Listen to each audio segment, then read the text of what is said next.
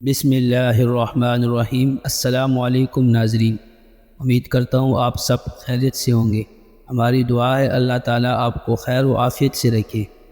تو ناظرین، پارٹ 6 میں ہم نے آپ کو بتایا تھا حضرت ابراہیم علیہ السلام کا ہجرت کرنا اور ظالم بادشاہ کا سارہ کو قید کرنا۔ اس ویڈیو میں ہم آپ کو بتائیں گے آب زمزم اور حضرت جبرائیل علیہ السلام، بیت اللہ کی تعمیر، بروز قیامت بیت اللہ کی شفاعت، اور حضرت اسماعیل علیہ السلام کی قربانی، اور حضرت ابراہیم علیہ السلام کی عمر مبارک اور وفات۔ تو ناظرین، ویڈیو کو لاسٹ تک ضرور دیکھیے گا۔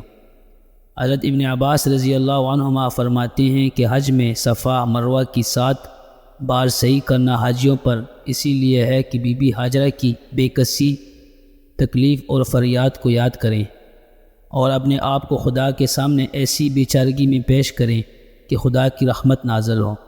تفسیر ابن کثیر میں لکھا ہے کہ جب بی بی ہاجرہ اور حضرت اسماعیل علیہ السلام کو حضرت ابراہیم علیہ السلام ایک درخت کے نیچے چھوڑ کر چلے تو ان کی طرف کوئی پرواہ بھی نہ کیا۔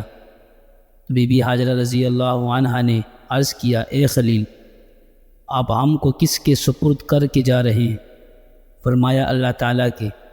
بی بی صاحبہ نے عرض کیا کہ اللہ تعالیٰ نے آپ علیہ السلام کو یہ حکم دیا ہے؟ فرمایا، ہاں۔ بی بی صاحبہ نے کہا، پھر مجھے اللہ تعالیٰ ہی کافی ہے۔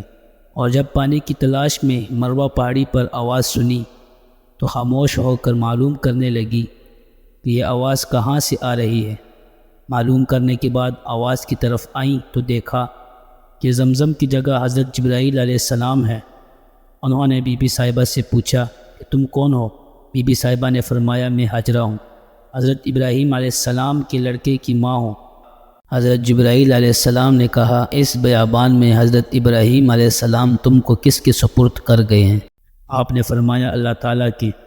حضرت جبرائیل علیہ السلام نے کہا، پھر اللہ تعالیٰ ہی کافی ہے۔ پھر حضرت جبرائیل علیہ السلام نے اپنا پر زمین پر مارا، پانی کا چشمہ ابل پڑا۔ آپ صلی اللہ علیہ وسلم نے فرمایا کہ خدا ہاجرہ پر رحم کرے، اگر وہ اس وقت بند نہ لگاتی تو زمزم جاری چشمہ ہوتا۔ پھر ایک فرشتے نے بی بی ہاجرہ کو تسلی دی کہ تم صبر رکھو، یہاں عبادت کی جگہ ہے، اس کو یہ بچہ جوان ہو کر اپنے باپ کے ساتھ مل کر تعمیر کرے گا، اور خدا اس جگہ میں رہنے والوں کو ضائع نہیں کرے گا۔ وہاں ایک ٹیلا تھا، اس کے آس پاس برساتی نالے بہا کرتے تھے۔ اتفاقاً قوم کا ایک قافلہ یمن کی طرف سے آیا۔ انہوں نے دور سے دیکھا کہ ان کے اوپر پرندے اڑ رہے ہیں۔ وہ قافلے والے کہنے لگے کہ جہاں پرندے اڑ رہے ہیں وہاں پانی ضرور ہوگا، پہلے تو ہم کئی دفعہ آئے ہیں، ایسا کبھی نظر نہیں آیا۔ ایک آدمی کو پتہ کرنے کے لیے بھیجا، اس نے دیکھا کہ ایک عورت بچے کے ساتھ بیٹھی ہے اور پانی کا چشمہ ہے۔ وہ قافلہ وہاں آ گیا اور بی بی ہاجرہ رضی اللہ عنہا سے اجازت چاہی۔ بی بی صاحبہ نے تنہائی سے بچنے کے لیے ان کو رہنے کی اجازت دے دی، لیکن پانی کا قبضہ اپنے ہی اختیار میں رکھا۔ وہ لوگ وہاں آ کر آباد ہو گئے اور ایک چھوٹا سا گاؤں بن گیا۔ کچھ اور لوگ بھی وہاں آ کر بسنے لگے۔ اگرچہ حضرت ابراہیم علیہ السلام فلسطین میں مقیم تھے، مگر مکہ مکرمہ میں بی بی ہاجرہ رضی اللہ عنہا اور حضرت اسماعیل علیہ السلام کو دیکھنے برابر آتے رہتے تھے۔ اسی زمانے میں حضرت ابراہیم علیہ السلام کو پروردگار کا حکم ہوا کہ کعبۃ اللہ کی تعمیر کرو۔ حضرت ابراہیم علیہ السلام نے حضرت اسماعیل علیہ السلام سے تذکرہ کیا، پھر دونوں نے بیت اللہ کی تعمیر شروع کر دی۔ جب حجر اسود کی جگہ تعمیر پہنچی تو حضرت ابراہیم علیہ السلام نے حضرت اسماعیل علیہ السلام سے فرمایا کہ کوئی عمدہ سا پتھر لاؤ تاکہ لوگوں کے لیے نشانی رہے۔ چنانچہ حضرت اسماعیل علیہ السلام ایک اچھا سا پتھر تلاش کر کے لائے۔ حضرت ابراہیم علیہ السلام نے فرمایا کہ اس سے بھی اچھا لاؤ تاکہ لوگوں کے لیے نشانی رہے۔ حضرت اسماعیل علیہ السلام دوسرا پتھر لینے جا رہے تھے کہ جبل ابو قبیس سے ندا آئی کہ اے اسماعیل، میرے پاس ایک امانت ہے، وہ آپ لے لیں۔ چنانچہ آپ پہاڑ پر جا کر حجر اسود لے آئے اور اس کو اسی جگہ پر نصب کر دیا۔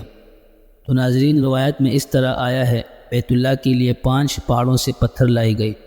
ان 5 پہاڑوں کے نام یہ ہیں: طور سینا، طور زینا، جبل لبنان جو ملک شام میں واقع ہے، جبل جودی، جبل ہرا جو مکہ میں واقع ہے، اس سے بنیاد بنائی گئی تھی اور باقی پہاڑوں کے پتھروں سے دیواریں اٹھائی گئی تھیں۔ رسول اللہ صلی اللہ علیہ وسلم نے فرمایا کہ قیامت کے دن کعبہ کو عرش کی طرح بڑے زیب و زینت سے فرشتے عشرگاہ کو لے جائیں گے۔ جب میری قبر سے گزر ہوگا تو کعبہ فصیح زبان میں کہے گا کہ السلام علیکہ یا محمد، میں جواب میں کہوں گا وعلیک السلام یا بیت اللہ۔ پھر میں اس سے سوال کروں گا میری امت کے ساتھ کیا ہوگا؟ کعبہ مکرمہ جواب میں کہے گا یا محمد، آپ کی امت میں سے جو کوئی میری زیارت کو آیا ہے میں اس کی کفالت کروں گا اور اس کا شفیع ہوں گا۔ تسلی رکھیے، اور جو آپ کی امت میں سے میری زیارت کو نہیں پہنچا بس آپ اس کی کفایت کریں اور شفیع بنیں۔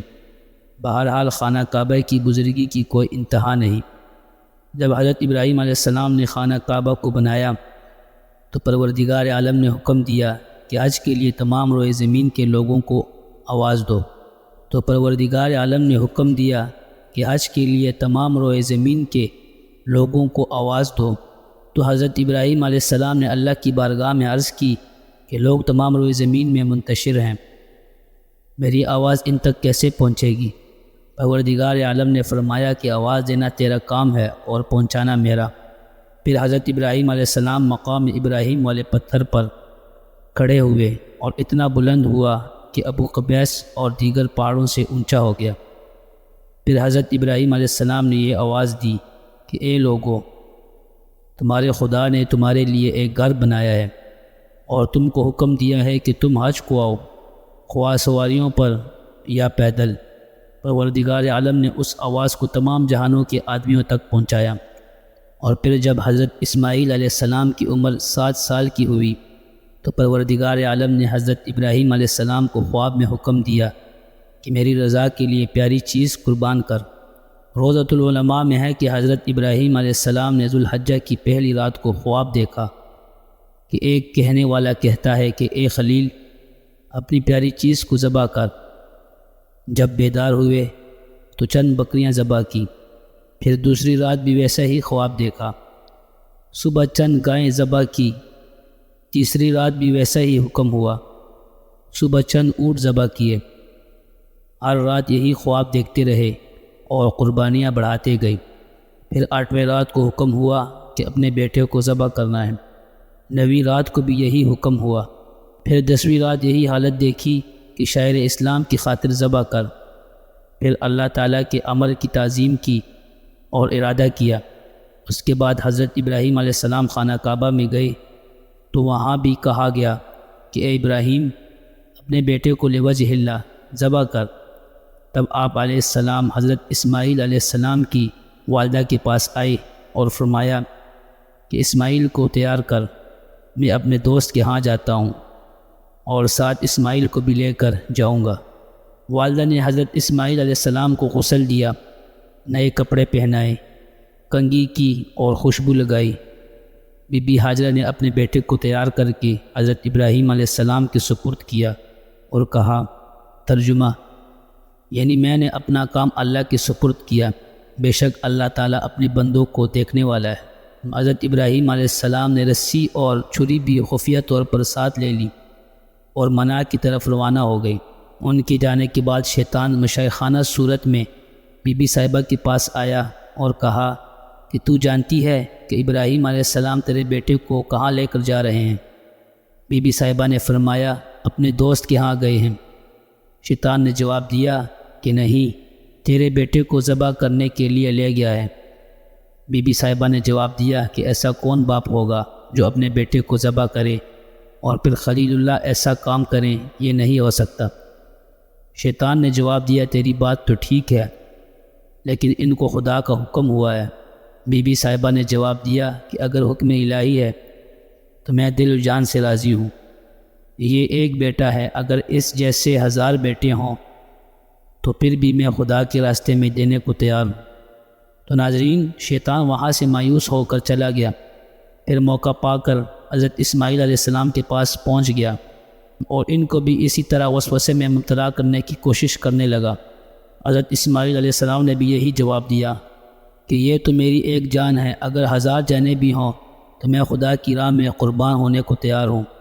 اس کارروائی سے بھی شیطان نا امید ہو کر حضرت ابراہیم علیہ السلام کو وسوسے دینے لگا۔ حضرت ابراہیم علیہ السلام نے پہچان لیا اور ڈیلا اٹھا کر مارا اور اللہ کے حکم کی تعمیل شروع کی، جیسا کہ پروردگار عالم ارشاد فرماتے ہیں۔ پس جب وہ اس کے ساتھ چلنے پھرنے کی عمر کو پہنچا، اس نے کہا کہ اے میرے بیٹے، میں خواب میں دیکھتا ہوں کہ تم کو ذبح کر رہا ہوں، پس تم سوچ لو کہ تمہاری کیا رائے ہے۔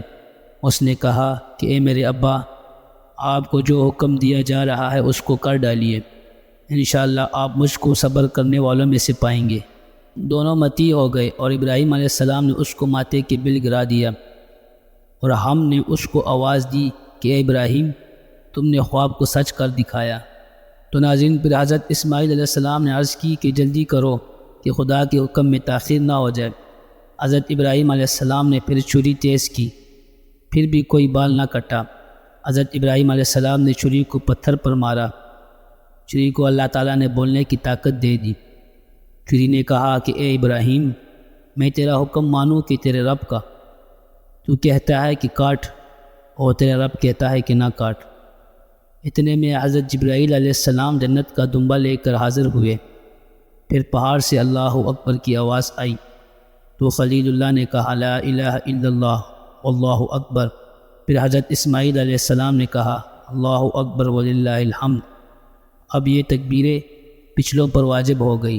بعض کہتے ہیں کہ خدا کے حکم سے حضرت اسماعیل علیہ السلام کی گردن پر تانبے کی سختی رکھ دی گئی، کسی قسم کی تکلیف نہ ہو۔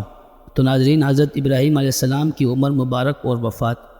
جب حضرت ابراہیم علیہ السلام کی عمر 155 سال کی ہوئی تو ضعیف اور کمزوری محسوس کرنے لگے۔ حضرت ابراہیم علیہ السلام آپ علیہ السلام کے پاس آئے تو حضرت ابراہیم علیہ السلام نے ملک الموت سے فرمایا کہ رب جلیل سے دریافت کرو کہ کسی دوست نے اپنے دوست کی جان لی ہے، پھر آپ نے میری جان لینے کا حکم دیا ہے۔ پروردگار عالم نے فرمایا میرے خلیل سے دریافت کرو کہ کسی دوست نے اپنے دوست کی ملاقات سے انکار کیا ہے۔ یہ بات سنتے ہی حضرت ابراہیم علیہ السلام نے فرمایا کہ حکم الہی بجا لاؤ۔ پھر حضرت جبرائیل علیہ السلام نے آپ علیہ السلام کی روح مبارک قبض کی۔ ناظرین، امید کرتا ہوں ویڈیو آپ کو اچھی لگی ہوگی۔ مزید ویڈیوز دیکھنے کے لیے ہمارے چینل کو سبسکرائب کریں اور نیچے دیے گئی بیل کے بٹن کو پریس کر لیں تاکہ تمام آنے والی ویڈیوز کی نوٹیفیکیشن آپ کو بر وقت ملتی رہے۔